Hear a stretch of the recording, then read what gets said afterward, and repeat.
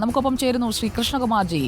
അദ്ദേഹം കുറെ കാലമായി ചലച്ചിത്ര മേഖലയിൽ സജീവമായി നിൽക്കുന്നയാളാണ്. നമസ്കാരം ശ്രീ കൃഷ്ണകുമാർജി. ഇപ്പോൾ AMMയുടെ പ്രതികരണം നമ്മൾ വിശദമായി തന്നെ ഒന്ന് കേൾപ്പിക്കുകയായിരുന്നു. അങ്ങും കേട്ട് കാണുമല്ലോ.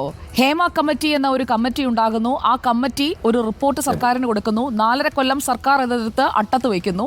അതിനുശേഷം നിൽക്കക്കള്ളിയില്ലാതെ പുറത്തുവിടുമ്പോൾ അതിൽ നിന്നൊരു 5 പേജ് അങ്ങ് മുക്കുന്നു. ആ പേജ് മുക്കിയത് ഞങ്ങൾ ഇന്ന് പുറത്തുവിട്ടപ്പോൾ അത് ആ വ്യക്തിയുടെ ആ റിപ്പോർട്ട് കൈമാറിയ ഉദ്യോഗസ്ഥയുടെ പിഴവാണ് എന്നതിലേക്ക് ചുരുക്കുന്നു. അത്രയുമാണ് സംഭവിച്ചത്. 5ാമത്തെ ദിവസം ഇതാ AMMA എന്ന താരസംഘടന വാ തുറന്നിട്ടുമുണ്ട്. താങ്കളുടെ ആദ്യ പ്രതികരണം എന്താണ് ഈ വിഷയത്തിൽ?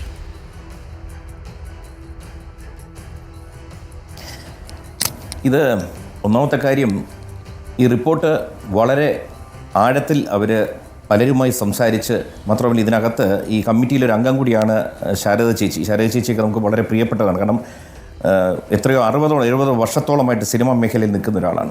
അപ്പോൾ വളരെയധികം ഡെപ്തിൽ പോയി പലരുടെയും ജെന്യൂനായ അനുഭവങ്ങൾ ഇതിനകത്ത് പകർത്തിയിട്ടുണ്ട്. ഈ പകർത്തിയ അനുഭവങ്ങളും ഇതെല്ലാം വെച്ച് റിപ്പോർട്ട് ഈ പറഞ്ഞ പോലെ 4.5 വർഷം പൂഴ്ത്തി വെച്ചിരുന്നു. അത് കഴിഞ്ഞ് വെളിയിൽ വരുമ്പോൾ അവർ തന്നെ പറഞ്ഞിരിക്കുന്നു കുറച്ച് ഭാഗങ്ങൾ വെളിയിൽ കൊണ്ടുവരരുതെന്ന് പറഞ്ഞു. അത് പറഞ്ഞതിൻ്റെ 5 ഇരട്ടിയോളം സർക്കാർ മൂടി വെച്ചിരിക്കുന്നു. അപ്പോൾ ഇതിനകത്ത് മനസ്സിലാക്കാൻ പറ്റുമെന്ന് വെച്ചാൽ ആരെയാണ് ഈ സംരക്ഷിക്കാൻ പോകുന്നത്? അപ്പോൾ ഇങ്ങനെ ഒരു റിപ്പോർട്ട് വരുമ്പോൾ ആദ്യം തന്നെ ഇതിനകത്ത് പലപ്പോഴും നമ്മൾ ശ്രദ്ധിക്കുന്നൊരു കാര്യം എന്ന് വെച്ച് കഴിഞ്ഞാൽ, ഇപ്പോൾ ഇതിനുമായിട്ട് ബന്ധപ്പെടുത്തി പറയുകയാണ്, കൽക്കട്ടയിലൊരു വളരെ പൈശാചികമായ നമുക്ക് ഏറ്റവും അധികം മാനസികമായ വിഷമം ഉണ്ടാക്കിയൊരു സംഭവം ഉണ്ടായി. അവിടെയും ഒരു പെൺകുട്ടി വല്ലാതെ കൊലപ്പെടുത്തിയ രീതി നമുക്ക് പറയാൻ പറ്റുന്നില്ല. അപ്പോൾ അതിനെതിരെ ഇവിടെ വലിയൊരു പ്രതികരണം കാണുന്നില്ല. പക്ഷേ സിനിമയുടെ ഈ സംഭവം വരുമ്പോഴത്തേക്ക് പ്രതികരണം വരുന്നുണ്ട്. എന്നാൽ ഇതിന് പ്രതികരിക്കേണ്ട പലരും നിശബ്ദരാകുന്നു. അപ്പോൾ പലപ്പോഴും ഇതിനകത്തൊരു വിഷയം വരുന്ന വെച്ചാൽ, ആരെങ്കിലും ആക്രമിക്കപ്പെട്ട് കഴിഞ്ഞാൽ നമ്മുടെ നാട്ടിലൊരു വളരെ മോശമായൊരു ഇതെന്ന് വെച്ച് കഴിഞ്ഞാൽ അവരുടെ മതം, അവരുടെ രാഷ്ട്രീയം ഇതെല്ലാം നോക്കിയിട്ടാണ് പ്രതികരിക്കുന്നത്. എന്നാൽ നല്ലൊരു റിപ്പോർട്ട് ഇപ്പോൾ വന്നിരിക്കുകയാണ്. ഈ റിപ്പോർട്ട് ജനങ്ങൾ പോലും അവർ അംഗീകരിച്ചിരിക്കുകയാണ്. കാരണം വെച്ച് കഴിഞ്ഞാൽ ജനങ്ങൾ വളരെയധികം ഇഷ്ടപ്പെടുന്നൊരു മേഖലയാണ് സിനിമ. ഈ സിനിമയ്ക്കകത്ത് പലതും നടക്കുന്നുണ്ടെന്ന് ജനങ്ങൾക്ക് സംശയമുണ്ടായിരുന്നു. എന്നാൽ സംശയത്തിനെ ഇപ്പോൾ ക്ലിയറാക്കി കൊടുത്തിരിക്കുകയാണ് ഇങ്ങനൊരു റിപ്പോർട്ട്. ഈ റിപ്പോർട്ടിൽ വെച്ച് ഈ സമയത്ത് സർക്കാർ തന്നെ ഒരു നടപടിയിലേക്ക് നീങ്ങണം. നടപടി മാത്രമല്ല, എത്രയും വേഗം ഇനി ഫാസ്റ്റ് കോർട്ട് എന്നൊക്കെ പറഞ്ഞ് പലതും ഉണ്ടല്ലോ, അങ്ങനത്തെ ഒരു കോർട്ട് ഉണ്ടാക്കാൻ പറ്റിക്കഴിഞ്ഞാൽ ആ കോടതികളുമായിട്ട് ചേർന്നിട്ട് ഒരു നടപടി പെട്ടെന്നുണ്ടാക്കി ശിക്ഷ വാങ്ങിച്ചു കൊടുക്കാൻ പറ്റിക്കഴിഞ്ഞാൽ ഈ ഒരു അവസരത്തിൽ ഇത് വലിയൊരു വ്യാപകമായ, അത് സർക്കാരിന് നേട്ടമാണ്, ഈ അഭിനേതാക്കൾക്ക്, ഈ രംഗത്ത് നിൽക്കുന്നവർക്ക് എല്ലാവർക്കും നേട്ടമുണ്ടാക്കുന്നൊരു കാര്യമാണ്. കാരണം ജനങ്ങളിലോട്ടൊരു ബോധവൽക്കരണം ഈ കമ്മിറ്റി റിപ്പോർട്ട് കൊടുത്തിട്ടുണ്ട്. അപ്പോൾ ഇതിനെ ഉടൻ തന്നെ ഇതിന് കൂടെ നിന്ന് പ്രവർത്തിച്ചിട്ട് ഏറ്റവും നല്ലൊരു നടപടി എടുക്കണം. നടപടിയോടൊപ്പം തന്നെ ശിക്ഷാ നടപടികൾ വന്നാൽ മാത്രമേ ഭയം ഉണ്ടാക്കാൻ പറ്റൂ. അതായത് ഈ വാതിലിൽ തട്ടുന്നവരെന്നോ അല്ലെങ്കിൽ ഈ പെൺകുട്ടികളെ കയറി പിടിക്കുന്നവരെന്ന് പറയുന്നവർ ഇതൊന്ന് ആലോചിക്കണം. കാരണം ഇതിനകത്ത് വളരെയധികം പ്രശ്നങ്ങൾ കിടപ്പുണ്ട്. നമ്മൾ ആലോചിക്കേണ്ടതെന്ന് വെച്ച് കഴിഞ്ഞാൽ, ഈ ഒരു മേഖല ഒരു കുത്തഴിഞ്ഞ മേഖലയാണ്. ഇപ്പം ഞാൻ ഈ സിനിമയിൽ വന്നിട്ട് 10-35 വർഷമായി. എൻ്റെ മക്കളും ഈ മേഖലയുണ്ട്.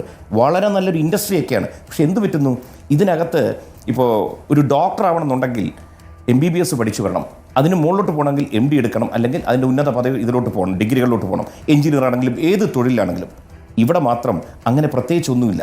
ഒരു വെള്ളിയാഴ്ച ഒരു സിനിമ ഓടിക്കഴിഞ്ഞാൽ ആ സിനിമയുമായി ബന്ധപ്പെട്ടവരെല്ലാം ഇവിടെ എൻട്രിക്ക് ഒരു പ്രത്യേക ഇന്റർവ്യൂ ഉണ്ട്. അതിനെയാണ് കാസ്റ്റിംഗ് കൗച്ച് എന്ന് പറയുന്നത്. സെക്ഷൽ ഫേവേഴ്സ് ചോദിക്കും, അതൊക്കെ ചെയ്തു കൊടുക്കണം. താങ്കളുടെ മകളൊക്കെ അതിൽ നിന്ന് രക്ഷപ്പെട്ടു എന്ന് കൂട്ടിയാൽ മതി. താങ്കളുടെ മകളായതുകൊണ്ടുമാകാം. അല്ല, അത് തന്നെ അതിലോട്ടെ അത് തന്നെ പറഞ്ഞു. അതുകൊണ്ടായിരിക്കും എൻ്റെ മക്കൾക്ക് സിനിമയും കുറവ്.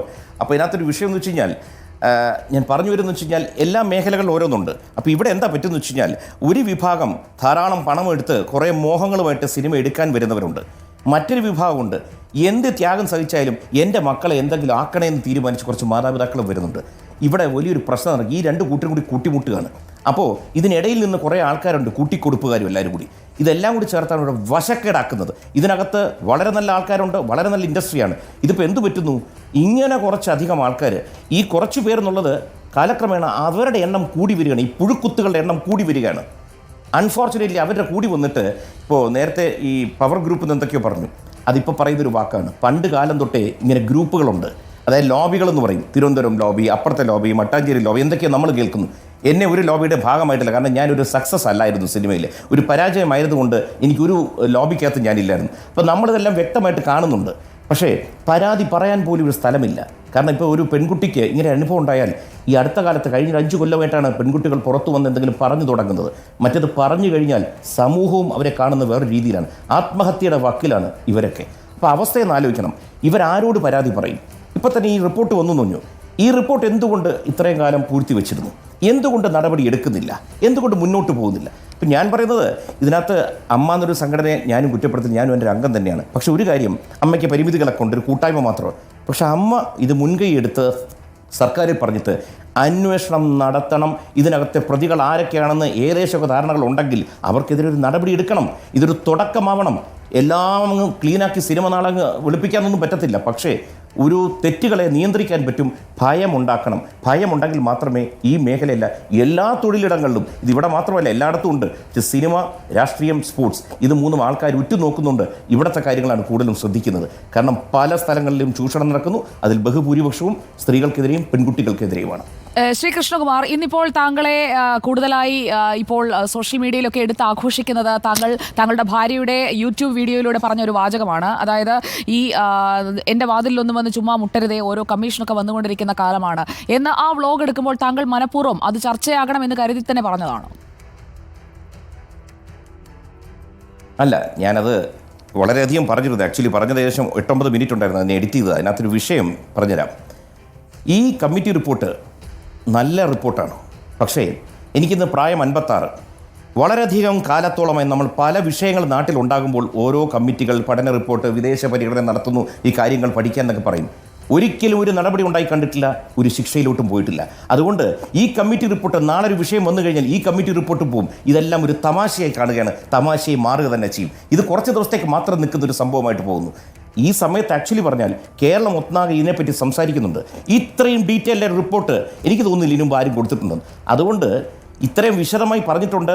സർക്കാരിന് മനസ്സിലായിട്ടുണ്ടെങ്കിൽ ഇവിടെ രാഷ്ട്രീയവും മതവും മറ്റും നോക്കാതെ ഒന്നിച്ചു നിൽക്കണം സിനിമാ പ്രവർത്തകരും സർക്കാരിനകത്ത് ബന്ധപ്പെട്ടവർ. കാരണം ഇന്നത്തെ സർക്കാരിന് നടപടിയെടുക്കാൻ കഴിയും. കാരണം ഇത്രയും ബഹുഭൂരിപക്ഷത്തോടെ ഇരിക്കുന്ന സർക്കാരാണ്. മറ്റ് കക്ഷികളൊന്നും ഭയക്കേണ്ട കാര്യമില്ല, നടപടി എടുക്കാൻ പറ്റും. പക്ഷേ ഈ നടപടി വൈകുകയോ അല്ലെങ്കിൽ എടുക്കാതിരിക്കുകയോ ചെയ്യുമ്പോൾ സംശയത്തിൽ നിൽക്കുകയാണ്. ആരൊക്കെയോ ഇതിനകത്തുണ്ടെന്നുള്ളൊരു വലിയ സംശയം നമുക്ക് നിലനിൽക്കുകയാണ്. ശ്രീ കൃഷ്ണകുമാർ, താങ്കളുടെ മകൾ സ്വാഭാവികമായി അഭിനയിക്കുന്നത് പ്രശംസ കിട്ടിയിട്ടുള്ള ഒരു നടിയാണ്. അവർക്ക് പക്ഷേ ആ രീതിയിൽ അവർ അർഹിക്കുന്ന രീതിയിലുള്ള അവസരങ്ങളിലേക്ക് പോകാൻ കഴിയാത്തത് ഇതുപോലെയുള്ള ചില കുൽസിത പ്രവൃത്തികളൊക്കെ അണിയറയിൽ നടക്കുന്നത് കൊണ്ടാണ്. ആവാം, ആവാതിരിക്കാം. കാരണം ഞാൻ മക്കളോട് എപ്പോഴും പറഞ്ഞിട്ടുണ്ട്, എൻ്റെ ജീവിതം കണ്ടു വളർന്നവരാണ് എൻ്റെ മക്കൾ. ഞാൻ സിനിമയിൽ അങ്ങനെ വലിയൊരു സ്ഥാനം വഹിച്ച ഒരാളല്ല. ഞാനൊരു സ്ട്രഗളറായിരുന്നു സിനിമയിൽ. അപ്പോൾ ഞാൻ മക്കളോട് എപ്പോഴും പറഞ്ഞു കൊടുക്കും, ഒരു കാര്യത്തിൽ മാത്രമായിട്ട് നിൽക്കരുത്, നിങ്ങൾ വേറെ വഴികൾ ആലോചിച്ചണം. അപ്പോൾ മക്കളെ എല്ലാവരും നല്ലപോലെ പഠിപ്പിക്കാൻ കഴിഞ്ഞു. അന്ന് ഈ സോഷ്യൽ മീഡിയയിൽ പ്രത്യേകിച്ച് മൂത്ത മകൾ അവളെടുത്തത് വിസ്കോമിൽ PG വരെ എടുത്തതാണ്. അപ്പോൾ അവൾ ഫോക്കസ് ചെയ്തത് എഡിറ്റിങ്ങും ഡയറക്ഷനൊക്കെ ആയിരുന്നു. അതുകൊണ്ട് എന്ത് പറ്റി, അവർ സോഷ്യൽ മീഡിയ രംഗത്ത് പോയി. അപ്പോൾ ഇതിനകത്ത് വരുമ്പോൾ എപ്പോഴും ഒരു കലാകാരൻ എന്ന് പറയുമ്പോൾ അവർക്ക് ഇവിടെ വരുമ്പോൾ പണം സമ്പാദിക്കണം, പേര് സമ്പാദിക്കണം, എല്ലാ ആഗ്രഹങ്ങളും ഉള്ളവരാണ്. ഇത് ഇവിടെ വന്നിട്ട് വേറെ ജോലിക്ക് പോകാൻ പറ്റാതെ വരും. ഇപ്പോൾ ദൈവത്തിൻ്റെ അനുഗ്രഹം കൊണ്ടെന്തോ അല്ലെങ്കിൽ മക്കൾ ഇതിനുവേണ്ടി ശ്രമിച്ചത് കൊണ്ടോ ഇവർ 4 പേരും പതുക്കെ സോഷ്യൽ മീഡിയയിലോട്ട് പോയി. അവരതിനകത്ത് ജോലി കൃത്യമായി എടുത്ത് വരുമാനം ഉണ്ടാക്കുന്നു, പേരും ഉണ്ടാക്കുന്നു. അപ്പോൾ സിനിമ ഇഷ്ടമല്ലെന്നല്ല, സിനിമ വളരെയധികം ഇഷ്ടമാണ്. സിനിമയിൽ അഭിനയിക്കണമെന്നുണ്ട്. പിന്നെ സിനിമയിൽ വിളിക്കാത്തപ്പോൾ അങ്ങോട്ട് ഉപയോഗിക്കണം, എന്നെ എടുക്കണേ എന്ന് പറയാൻ പോകുന്നിടത്ത് വലിയ വിഷയങ്ങൾ നടക്കും. അത് എനിക്ക് മറ്റുള്ളവരുടെ മാതാപിതാക്കൾക്കൊക്കെ എനിക്ക് എന്ത് പറയണമെന്നറിയില്ല. നിങ്ങളൊരു കാര്യം മനസ്സിലാക്കണം, നിങ്ങളുടെ മക്കളെ ഒരു സിനിമയിലെത്തിക്കണം, എങ്ങനെയെങ്കിലും എൻ്റെ മകളെയോ അല്ല മകനെ നായികയാക്കണം എന്ന് പറഞ്ഞ് എന്തിനും തയ്യാറായി ഇറങ്ങരുത്. എന്നാൽ റിപ്പോർട്ടിനകത്ത് പലപ്പോഴും മാതാപിതാക്കളെ പറ്റി നിശ്ചിതമായി വിമർശിച്ച് എഴുതിയിട്ടുണ്ട്. അപ്പോൾ അത് കാര്യം മനസ്സിലാക്കണമെന്ന് വെച്ച് കഴിഞ്ഞാൽ ഈ സിനിമയിലൊക്കെ നമ്മൾ എല്ലാ മേഖലയിലും ഉണ്ട്. അതായത് അത് തന്നാൽ ഇത് തരാമെന്ന് പറഞ്ഞാണ് ഇവിടെ നടക്കുന്ന ഈ ഒരു കച്ചവടം, ഈ കൊടുക്കൽ വാങ്ങൽ. അപ്പോൾ അത് കൊടുത്തു കഴിഞ്ഞു, മറ്റേത് കിട്ടാതെ വരുമ്പോഴാണ് ഈ പരാതിക്ക് പോകുന്നത്. അത് മിണ്ടാതിരിക്കുന്നു ഇവർ പലരും. കുറച്ചുപേർ മിണ്ടി, അതുകൊണ്ടാണ് ഇതൊക്കെ വെളി വരുന്നത്. ഈ കൊടുക്കൽ വാങ്ങൽ ഇവിടെ കുറേ കാലമായിട്ടുണ്ട്. ഇത് പണ്ടും ഉണ്ടായിരുന്നു, ഇന്നും ഉണ്ടായിരുന്നു. ഇന്ന് ഇതിൻ്റെ പുറത്തൊരു നടപടി എടുത്തില്ലെങ്കിൽ നാളെയും ഇതൊക്കെ ഇവിടെ ഉണ്ടാകും. ശ്രീ കൃഷ്ണകുമാർ, നമുക്ക് കുറച്ചുകൂടി സ്പെസിഫിക് ആയി സംസാരിക്കാം. താങ്കൾക്ക് ഈ റിപ്പോർട്ടിന്റെ ഉള്ളടക്കം അറിയാമെന്ന് എനിക്കറിയാം. ഇതിന്റെ ഉള്ളടക്കത്തിൽ സ്ത്രീകൾ എന്ന് മാത്രമല്ല പെൺകുട്ടികൾ എന്നും പറഞ്ഞിട്ടുണ്ട്. അതായത് 18 വയസ്സിന് താഴെയുള്ള പോക്സോ കേസ് എടുക്കാവുന്ന സംഭവങ്ങൾ വരെ ഈ ഒരു സെക്ഷൽ ഡിമാൻഡ്സിന്റെ പേരിൽ അവിടെ സംഭവിച്ചിട്ടുണ്ട്. പലരും മൊഴി കൊടുത്തിട്ടുമുണ്ട്. ആ മൊഴിപ്പകർപ്പ് അടക്കമുള്ള ഒരു ഡീറ്റെയിൽഡ് റിപ്പോർട്ടാണ് താങ്കൾ സൂചിപ്പിച്ചതുപോലെ തന്നെ ഹേമ കമ്മിറ്റി സർക്കാരിന് കൊടുത്ത് സർക്കാരിന്റെ കയ്യിലുള്ളത്. അതിലിപ്പോൾ കോടതിക്ക് വിളിച്ചു വരുത്തി പൂർണ്ണമായും ഞങ്ങൾ പരിശോധിച്ചിട്ട് പറഞ്ഞു തരാം എന്ന് സർക്കാരിനോട് പറയേണ്ട ഒരു ദയനീയ അവസ്ഥ അവസ്ഥയിലേക്ക് കാര്യങ്ങൾ എത്തിച്ചിരിക്കുകയാണ്. സർക്കാർ ഇതിന്മേൽ അനങ്ങാതിരുന്നത് ഈ സോക്കോൾഡ് പവർ ഗ്രൂപ്പിനെ സംരക്ഷിക്കാനാണോ? 10-15 പേരുള്ള പവർ ഗ്രൂപ്പ് ഉണ്ടെന്ന് 1-2 പേരല്ല മൊഴി നൽകിയിരിക്കുന്നത്. 50-ലധികം പേർ പോയതിൽ ഒട്ടുമുക്കാലും ആളുകൾ അത് പറഞ്ഞു കഴിഞ്ഞിരിക്കുകയാണ്. അതൊരു യാഥാർത്ഥ്യമാണ് എന്ന് ഈ കമ്മിറ്റി തന്നെ എഴുതി വച്ചിരിക്കുന്നു. സർക്കാർ നിയോഗിച്ചത് പഠനത്തിനാണ്. പഠിച്ച് കണ്ടെത്തിയിരിക്കുന്ന റിപ്പോർട്ടിൽ പവർ ഗ്രൂപ്പ് അവർ നിയന്ത്രിക്കുന്നു. അവർക്ക് വേണ്ടത് ലൈംഗികതയാണ്. ആ ലൈംഗിക താല്പര്യങ്ങൾക്ക് വഴങ്ങിക്കൊടുക്കുന്നവർക്കാണ് അവസരങ്ങൾ കൊടുക്കാനോ അല്ലെങ്കിൽ ഇൻഡസ്ട്രിയിൽ ഉയർത്തിക്കൊണ്ടുവരാനോ ആളുകൾ ഉള്ളത് എന്നത് ഈ റിപ്പോർട്ടിന്റെ ഫൈൻഡിംഗ് ആണ്. അല്ല, ജനങ്ങളും നമ്മളും എല്ലാവരും ഇങ്ങനെ സംശയിച്ചാൽ എന്താ തെറ്റ്? കാരണം വെച്ച് കഴിഞ്ഞാൽ കൃത്യമായത് എഴുതിയിരിക്കുന്നു. ഇതിനെതിരെ നടപടി എടുക്കാൻ പറ്റുന്നില്ല. ഇവിടെ വഴിയെ പോകുന്നതിനൊക്കെ സ്വമേധയാ കേസെടുക്കുന്നത് നമ്മൾ കാണാറുണ്ട്. അറ്റ്ലീസ്റ്റ് കോടതി ഇത്രയെങ്കിലും പ്രതികരിച്ചിരിക്കുന്നു. ഞാൻ ചോദിക്കുന്നത് എന്താണ്? ആരെയും സംരക്ഷിക്കാൻ ഇല്ലെന്നുണ്ടെങ്കിൽ ഇത് ശരിയായ നടപടി എടുക്കാൻ ഒരു ഇച്ഛാശക്തി ഇതുണ്ടെങ്കിൽ ഇത് എടുക്കാവുന്നതേ ഉള്ളൂ. അപ്പോൾ അങ്ങനെ എടുക്കാതിരിക്കുമ്പോൾ നമ്മൾ ആരെങ്കിലും സംശയിച്ചാൽ ആരെ തെറ്റ് പറയാൻ പറ്റും? ഇത് ആരെയാണ് സംരക്ഷിക്കാൻ പോകുന്നത്? കാരണം ഇവിടെ സംരക്ഷിച്ചുകൊണ്ട് എന്താണ് നേട്ടം വരാൻ പോകുന്നത്? ഞാൻ പറയും, ഇത്തരം ചില കാര്യങ്ങളിൽ ദയവ് ചെയ്ത് രാഷ്ട്രീയം നോക്കാതിരിക്കുക, മതം, ജാതി, മറ്റു കാര്യങ്ങൾ നോക്കാതിരിക്കുക. കാരണം ഇത് സമൂഹത്തിൽ തന്നെ എന്തൊരു അപമാനമാണ് ഉണ്ടാക്കുന്നത് അറിയോ? ഇപ്പോൾ നമ്മളൊക്കെ പോകുമ്പോൾ വഴിയിൽ ആൾക്കാരിങ്ങനെ ചോദിക്കുകയാണ്. ഞാൻ പിന്നെ ഇതിനൊരു ക്ലാരിറ്റി ഉണ്ടാക്കട്ടെ. ഞാൻ പറയാം, ഇന്നേ വരെ എൻ്റെ റൂമിൽ ഞാൻ ആരും വന്നിട്ടുമില്ല, ഞാനൊരു റൂമിൽ പോയി തട്ടിയിട്ടുമില്ല. ഞാൻ നല്ലവനൊന്നുമല്ല പറഞ്ഞു വരുന്നത്. പക്ഷേ ഇവിടെ വ്യാപകമായി ഇത് നടക്കുന്നുണ്ട്, വ്യാപകമായി നടന്നിട്ടുണ്ടെന്നുള്ളത് എല്ലാവർക്കും അറിയാം. ഈ നേരത്തെ പറഞ്ഞ പോലെ പെൺകുട്ടികൾ, അതായത് കുട്ടികളെ പോലും, അതായത് പോസ്കോ കേസിൽ ഉൾപ്പെടുന്ന കേസാണ് സംഭവം. ഇതൊക്കെ എന്തുകൊണ്ട് നടപടി എടുക്കുന്നില്ല? കാരണം ഇത് മൃഗങ്ങളാണ്, ഇതിനകത്ത് കുറേ എണ്ണം മൃഗങ്ങളാണ്. ഇതൊക്കെ എന്തെങ്കിലും അതിശക്തമായ നടപടി എടുത്തില്ലെങ്കിൽ ഇത് വീണ്ടും വീണ്ടും വീണ്ടും ഞാൻ പറയുന്നു. ഇപ്പോൾ ശ്രീ സിദ്ദീഖ് അദ്ദേഹം പറയുന്നത് എനിക്ക് സിദ്ദീഖിനോടൊക്കെ പൂർണ്ണ ബഹുമാനമാണ്. പക്ഷേ അമ്മ ഇതിനൊരു മുൻകൈ എടുക്കണം. ഇത് അമ്മയ്ക്കെതിരെ ഒന്നും അല്ല വന്നിരിക്കുന്നത്. ഈ നടീനടന്മാരുടെ സമൂഹത്തിനെതിരെ, അതിൻ്റെ സമൂഹത്തെയാണ് കുറ്റപ്പെടുത്തുന്നത്. അതിൻ്റെ നമ്മുടെ സംഘടനയാണ് അമ്മ. അപ്പോൾ കുറച്ചുകൂടി ശക്തമായ നടപടി എടുക്കുക തന്നെ വേണം. ഇതിനെതിരെ ആരും ഒന്നും നോക്കരുത്. ഏറ്റവും ഉന്നതങ്ങളിൽ നിൽക്കുന്നവർ പ്രതികരിക്കണം. ഇപ്പോൾ എനിക്കറിയാം, ഇങ്ങനെ വന്നു കഴിയുമ്പോൾ നാളെ പോരിഞ്ഞ തെറിയായിരിക്കും വരാൻ പോകുന്നത് എനിക്കറിയാം. വേണമെങ്കിൽ ഒരു 10 കേസ് എനിക്കെതിരെ എടുത്തിടും. ഏതെങ്കിലുമൊക്കെ സ്ത്രീകൾ എൻ്റെ മുറി വന്ന് തട്ടിയിട്ടുണ്ടെന്ന് പറയും. ദൈവാനി അടുത്ത കാലത്തൊന്നും സിനിമയില്ലാത്തതുകൊണ്ട് അങ്ങനെ വരാൻ സാധ്യതയില്ല. അതുവരെ നമ്മൾ സൂക്ഷിക്കേണ്ടിയിരിക്കുന്നു. കാരണം വെച്ച് കഴിഞ്ഞാൽ എന്തൊക്കെ തരത്തിൽ വേണോ പ്രതികരിക്കും പലരും. പക്ഷെ ഇത് ഒരു കാര്യമുണ്ട്, മൃഗീയമായ ചില സംഭവങ്ങൾ ഇവിടെ നടക്കുന്നുണ്ട്. അതുമാത്രമല്ല, ഇതിനെതിരെ നടപടിയൊന്നും എടുത്തില്ലെങ്കിൽ ഞാൻ വീണ്ടും വീണ്ടും പറയുന്നു, ഇതെല്ലാം ഒരു തമാശയായി മാറും. ചിലപ്പോൾ 2 ആഴ്ചയോ 3 ആഴ്ചയോ കഴിയുമ്പോൾ തന്നെ. ഒരിക്കലുമില്ല ശ്രീ കൃഷ്ണകുമാർ. കോടതി ഇപ്പോൾ ഇടപെട്ടിട്ടുണ്ട്. സർക്കാരിന്റെ ഭാഗത്തു നിന്ന്, ഉത്തരവാദിത്തപ്പെട്ട ആളുകളുടെ ഭാഗത്തു നിന്നുള്ള പ്രതികരണം, മൗനം, അതൊക്കെ വരുമ്പോൾ അത് അപ്പാടെ അതേപടി ഇന്ന് ഈ വാർത്തയിൽ തന്നെയാണ് ഞങ്ങൾ തുടർന്നത്. താങ്കൾ കണ്ടിട്ടുണ്ടാകുമെന്ന് കരുതുന്നു. അപ്പോൾ ഈ ഒറ്റ വാർത്തയിൽ തുടരാൻ തീരുമാനിച്ചത് തന്നെ ഇത് പൊതുജനം ചർച്ച ചെയ്യണം. സുജ, ഇടയ്ക്കൊന്ന് ചോദിച്ചോട്ടെ, ഇവിടെ ഇടയ്ക്ക് മയക്കുമരുന്നുമായി ബന്ധപ്പെട്ട് വലിയ വിഷയങ്ങൾ നടന്നു. കയ്യോടെ പിടികൂടിയ സംഭവങ്ങളുണ്ടായി. സാധനവും വ്യക്തിയും എല്ലാവരും, എൻ്റെ ഓർമ്മ ശരിയാണെങ്കിൽ.